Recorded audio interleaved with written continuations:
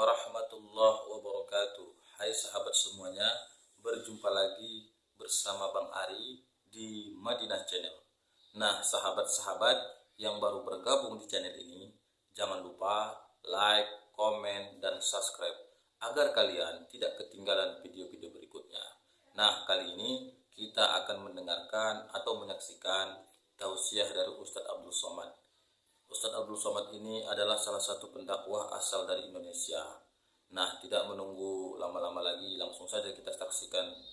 Ini dia. Itu menunjukkan bahwa Abu Jahal, Abu Lahab itu juga beribadah. Itu menunjukkan bahwa orang kafir musyrik Makkah itu juga beribadah.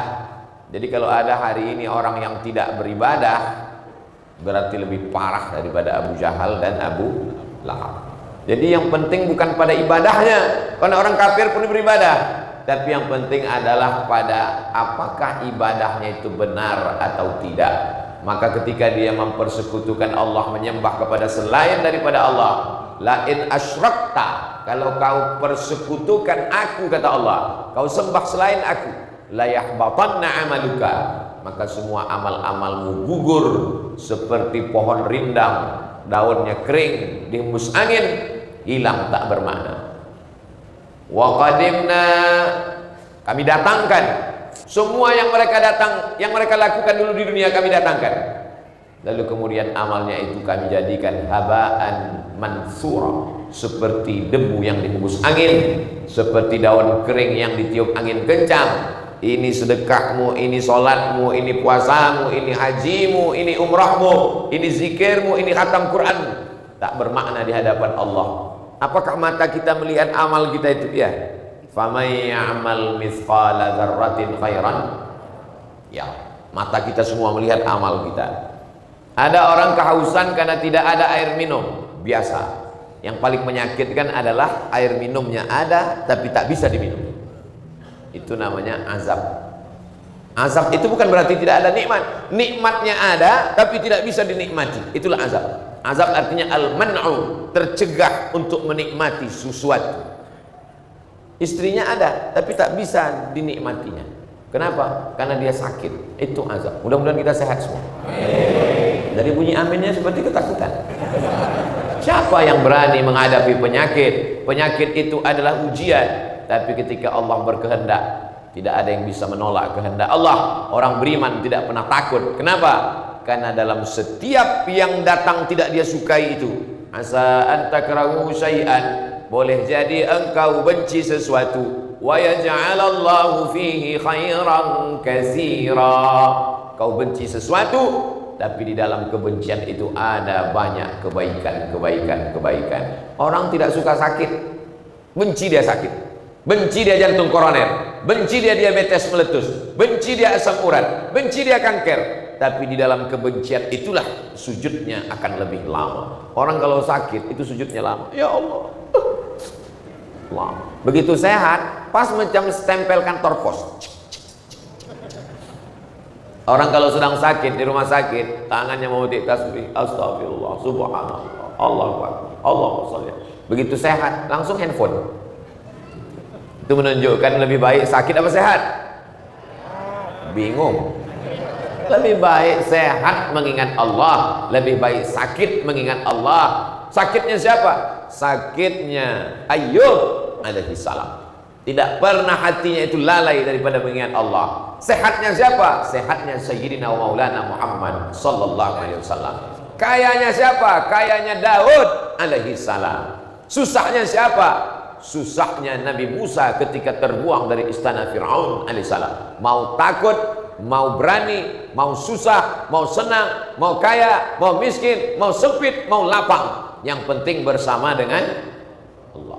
Innallaha ma'as sabirin. Allah akan bersama dengan orang yang mampu menekan hawa nafsunya. Jadi yang penting itu adalah kebersamaan dengan Allah. Ingatlah apa yang dikatakan Sayyidina Abu Bakar Siddiq ketika berada di dalam Jabal Zur, ketika akan pindah ke kota Al-Madinah Al-Munawwarah dari kota Makkah Al-Mukarramah. Ketika itu dikejar oleh orang kafir musyrik, dia ketakutan, dia cemas, dia ngeri, dia galau, dia gundah gulana. Apa kata Nabi SAW? Ma dhannuka bisnaini, kalau kau sangka kita di dalam gua ini cuman berdua, fallahu thalithuhuma, maka ada Allah bersama kita. Nanti mereka menangkap kita, nanti mereka membunuh kita, nanti mereka menyakiti kita, nanti kita menganiaya kita. La tahzan, innallaha ma'ana. Jadi sesungguhnya, Ustaz, kenapa kita mesti sholat subuh, sholat zuhur, sholat asar, sholat maghrib, sholat isya, sholat duha, sholat tahajud, sholat witir, sholat qabliyah, sholat ba'diyah? Banyak sekali ibadah kita ini. Bisa nggak dipres agak jadi sekali aja sebulan? Hati kita ini berbolak-balik. Yusbihu mu'minan, kafirnya paginya beriman, wa yumsi kafiran, sorenya bisa kafir. Itulah mengapa setiap waktu itu kita senantiasa terbit fajar, terbuka mata, bersaut-sautan suara azan di kota Balikpapan. Allahu Akbar, Allahu Akbar. Belum lagi azan di sini, sudah azan di sini. Belum azan di ruang tamu, sudah azan di kamar. Semua handphone azan. Yang punya handphone gak bangun. Makanya disebut dengan smartphone. Handphonenya yang cerdas, orangnya goblok. Kenapa kita senantiasa diingatkan? Karena hati kita ini berbolak-balik. Namanya qalb. Qalb artinya qallaba yuqallibu, taqallaba yataqallabu, berbolak-balik. Makanya kita selalu meminta, ya muqallibal qulub, engkau yang membolak-balikkan hati, sabbit qulubana, kokohkan hati kami, ala dinika, dalam agamamu, wa ala ta'atika, dalam ketaatan kepadamu. Makanya kita disuruh berkumpul dengan orang-orang soleh. Ini saya sedang bersama dengan orang-orang soleh semuanya. Dari mana Ustaz tahu orang ini soleh? Karena mereka saling mendoakan di dalam solat mereka. Assalamualaikum ayuhan nabiyyu wa rahmatullahi wa barakatuh. Wassalamu alaina wa ala ibadillahis salihin. Kepada semua yang soleh-soleh. Selesai berwudu dia juga minta itu. Allahumma ja'alni minat tawwabin, waj'alni minal mutatahhirin, waj'alni min ibadikas salihin. Jangan sampai hati ini lalai sedikit. Sama seperti pesan Tuan Imam kita tadi. Sawus sufuf, luruskan shaf. Fa inna taswiyatas sufuf min tamamis shalah. Lurusnya shaf bagian dari kesempurnaan salat. Kenapa shaf itu tidak boleh bengkok? La takhtalifu, jangan shafnya bengkok. Fakhtalafat qulubukum, kalau shafnya bengkok, hati kamu ikut jadi bengkok.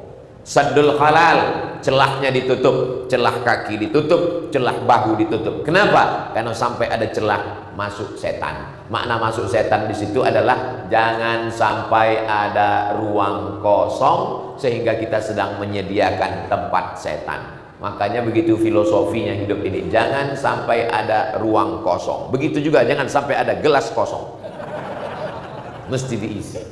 Karena kalau tidak dia akan masuk angin. Perut itu tidak boleh kosong. Isi air hangat, diisi nasi, diisi jagung. Karena kalau kosong dia masuk angin. Maka begitu juga dengan waktu tak boleh ada kosong. Fa idza faragta fansab. Selesai dari satu aktivitas, pindah ke aktivitas yang lain. Bangun, buka mata. Walaupun bapak, ibu sayang, cinta setengah mati, belum ada di antara bapak ini yang begitu bangun tidur langsung nyebut nama istrinya pertama. Oh, ngatiem. Yang pertama dia ucapkan nama Allah. Alhamdulillahilladzi ahyana ba'dama amatana wa ilaihi nusyur. Begitu dia bangkit dari tempat tidurnya, dia masuk ke toilet. Dia tidak ingin hatinya kosong. Dia masukkan kaki kiri. Allahumma inni a'udzubika minal khubuthi wal khaba'is. Selesai itu dia keluar dari kamar mandi yang ada WC-nya, yang ada tempat nya, yang ada toiletnya di dalam. Apa kata dia? Ghufranaka, ampunkan aku ya Allah. Kenapa keluar dari WC minta ampun sama Allah? Karena ketika berada di WC tadi mulutnya tidak berzikir dengan Allah. Karena dalam WC tak boleh menyebut nama Allah.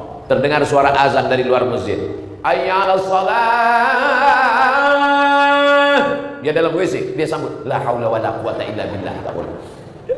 Dalam hati saja. Maka lidahnya lalai. Keluar dari dalam WC dia ngaku lalai. Ghufranaka, ampunkan aku ya Allah. Sebelum pergi ke masjid rapikan dulu rambutnya.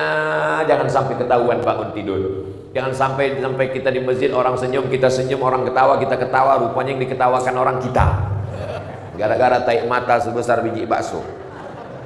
Dirapikan dulu bersih semuanya sudah. Saat melihat wajah di cermin jangan sampai hati lalai dan lupa. Allahumma kama hassanta khalqi fahassin khuluqi. Sebagaimana kau perbaiki bentuk fisik zahirku, perbaiki juga hatiku, jangan sampai lalai lupa kepada Engkau ya Allah. Keluar dari rumah, bismillah tawakkaltu 'ala Allah, la haula wala quwata illa billah. Dari rumah sampai ke Masjid Al-Munawwarah, mulutnya pun tak kosong. Makan, naik motor. Saya lihat tuh di lampu merah, bapak-bapak berhenti lampu merah, salut saya, masya Allah, mulutnya komat kamil. Rupanya ada handphone di balik helm. Kita sangka dia sedang bertasbih, tapi husnuzon lah. Insya Allah walaupun sedang ngobrol hatinya tak lalai, insya Allah.